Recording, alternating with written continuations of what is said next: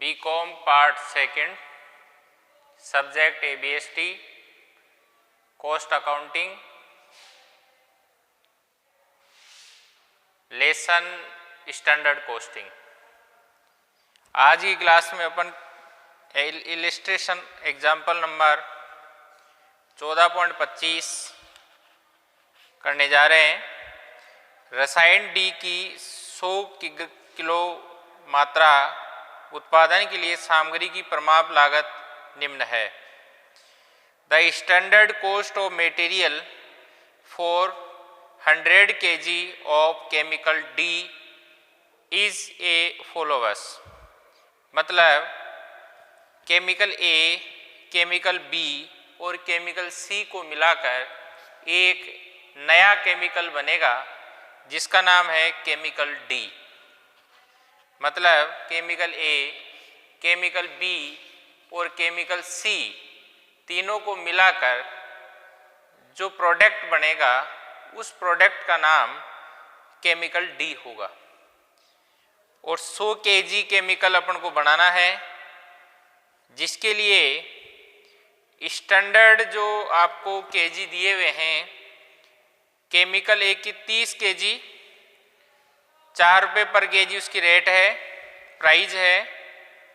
Chemical B 40 kg 5 रुपये पर KG.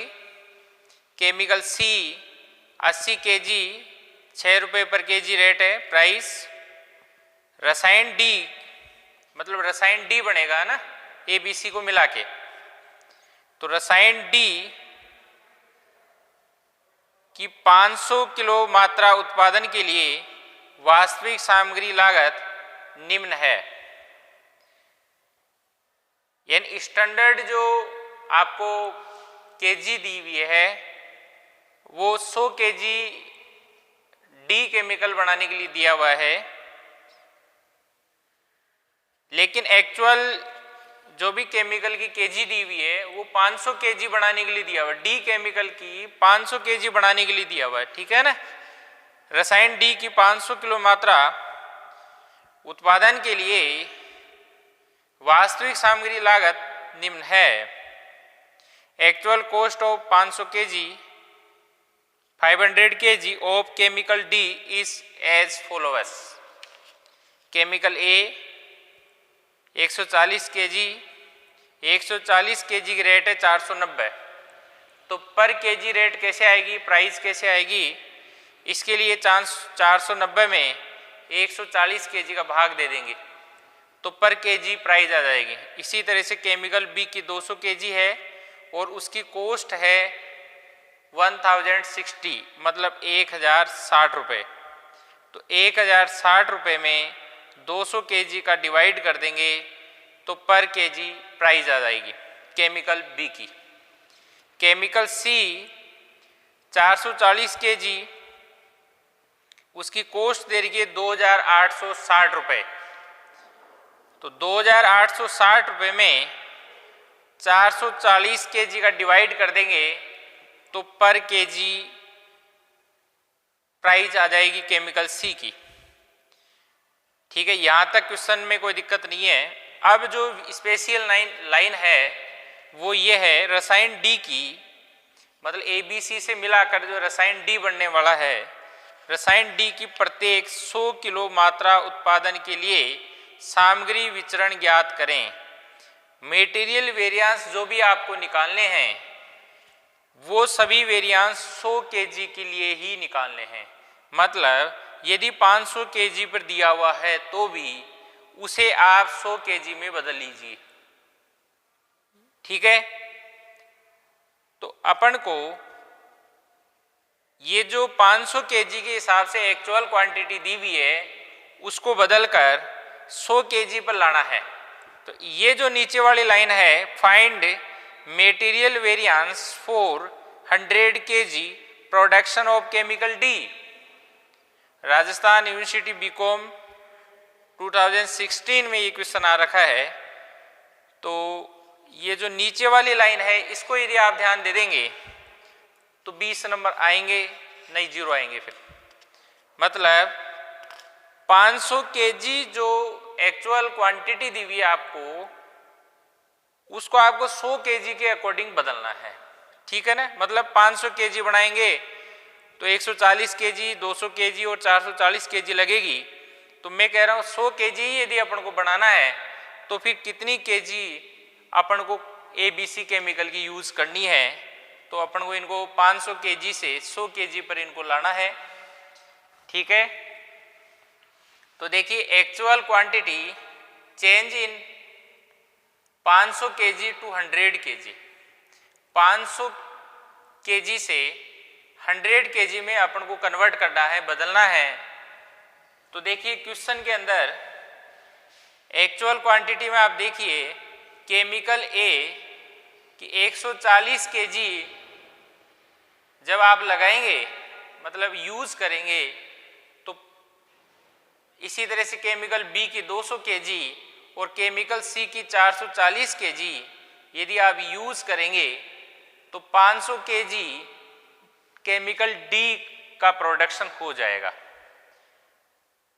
तो अब अपन 100 केजी का ही प्रोडक्शन करना है, केमिकल डी का 500 केजी का ही प्रोडक्शन करना है। तो अपन को केमिकल ए, केमिकल बी और केमिकल सी की 100 केजी के अनुसार इनको बदलना है। तो 140 केजी 500 के हिसाब से है तो 500 का भाग देंगे तो 1 के बराबर आ जाएगा। फिर 100 से गुणा करेंगे तो 100 के बराबर 28 केजी, मतलब केमिकल ए की 28 केजी ही यूज़ करना है यदि केमिकल डी की 100 केजी ही प्रोडक्शन करना हो तो। मतलब 500 से अपन ने किस में बदल दिया, 100 में। 200 केजी तो जब अपन यूज़ कर रहे थे जब 500 केजी बनाना था, तो 200 केजी में 500 का भाग देंगे तो 1 केजी के लिए आ जाएगा। 100 से गुणा करेंगे तो 100 केजी के बराबर, मतलब 40 केजी बी की यूज़ करनी है आपको। नेक्स्ट 440 केजी सी का है जब 500 की बात थी तब, तो 440 में 500 का भाग देंगे 1 के बराबर आएगा। 100 से गुणा करेंगे 100 के बराबर, मतलब 88 केजी आपको यूज़ करना है। मतलब 140, 200 और 440 का यूज़ जब करना है जब केमिकल डी की 500 केजी का प्रोडक्शन करना हो। यदि केमिकल डी की 100 केजी का ही प्रोडक्शन करना है तो अपन को 140 के स्थान पर 28 केजी की जरूरत पड़ेगी, 200 केजी के स्थान पर 40 केजी की जरूरत पड़ेगी और 440 केजी की जगह 88 केजी की आवश्यकता पड़ेगी, ठीक है। इस तरह से 28 केजी, 40 केजी और 88 केजी 100 केजी आउटपुट के लिए इनपुट की जाएगी, ठीक है ना। मतलब 140, 200, 440, 500 केजी आउटपुट के लिए है और 28, 40 और 88 100 केजी आउटपुट के लिए है। और अभी मैंने क्वेश्चन पढ़ा था, जब भी मैंने आपको बताया था कि जैसे 490 जो कॉस्ट है वो 140 केजी की है, तो 490 में 140 केजी का डिवाइड कर देंगे तो पर केजी प्राइस आ जाएगी। तो एक्चुअल प्राइस देखो किस तरह से निकालेंगे, कैलकुलेशन ऑफ एक्चुअल प्राइस। 490 में 140 का भाग देंगे तो रुपीज़ 3.5 यानी पर केजी 3.5 प्राइस आ गई। 1060 क्वेश्चन में दी हुई है केमिकल बी की कॉस्ट। एक्चुअल में देखिए आप केमिकल बी की कॉस्ट 1060, 200 केजी है, तो 1060 में 200 का भाग देंगे तो पर केजी आपके 5.3 रुपये आएंगे। नेक्स्ट केमिकल सी में कॉस्ट है 2860 और केजी है 440 केजी, तो 2860 में 440 का डिवाइड करेंगे तो 6.5 पर केजी प्राइस आ गई। इस तरह से अपनी ये एक्चुअल प्राइस आ गई और एक्चुअल क्वांटिटी आ गई। कैलकुलेशन ऑफ RSQ कैसे निकलेगा, तो RSQ आप अच्छी तरह से जानते हैं कि इनपुट से RSQ निकलेगा। कई क्वेश्चनों में अपन ने कर रखा है इनपुट से RSQ और SQ किससे निकलता है, आउटपुट से। लेकिन इस क्वेश्चन में आउटपुट बराबर है इसलिए SQ निकालने की जरूरत नहीं है, जो पहले से SQ दिया हुआ है वही अपन कैलकुलेशन में काम में लेंगे, ठीक है ना। नया SQ निकालने की जरूरत नहीं है। नया SQ जब निकालते हैं जब आउटपुट अलग अलग हो। इस सवाल में आउटपुट सेम है स्टैंडर्ड और एक्चुअल का, इसलिए हमें स्टैंडर्ड क्वांटिटी की कैलकुलेशन करने की ज़रूरत नहीं है। और एक से अधिक मटेरियल हो तो ऐसी स्थिति में अपन को RSQ निकालना होता है। तो इनपुट के बेस पे निकालते हैं। तो 30/150 गुणा 156, 30/150 गुणा 156 31.2 kg RSQ आ गया A का। 40/150 गुणा 156, 40/150 गुणा 156 41.59, यानी इसको राउंड ऑफ करेंगे या इसे राउंड ऑफ करेंगे तो 41.6 kg हो जाएगा। मतलब ये 5 को ये 9 6 बना देगा, 41.6 kg हो जाएगा राउंड ऑफ होके। केमिकल बी की का RSQ आ गया अपना।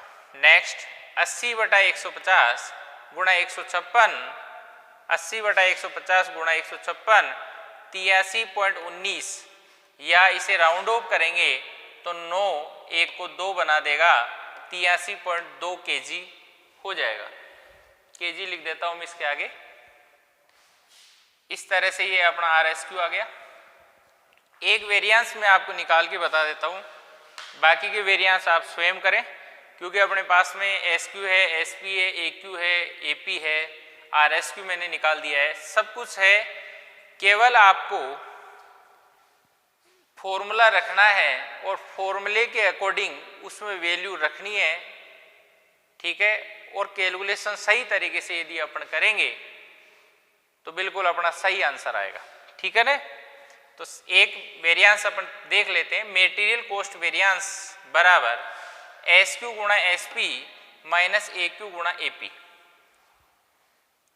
A केमिकल A का देखिए, SQ गुणा SP है ना यहाँ पर, तो 30 गुणा 4 120 माइनस AQ गुणा AP 28 गुणा 3.5, 28 गुणा 3.5 98, 120 में से 98 लेस करेंगे तो 22F प्लस में आएगा, मतलब F का मतलब फेरेबल।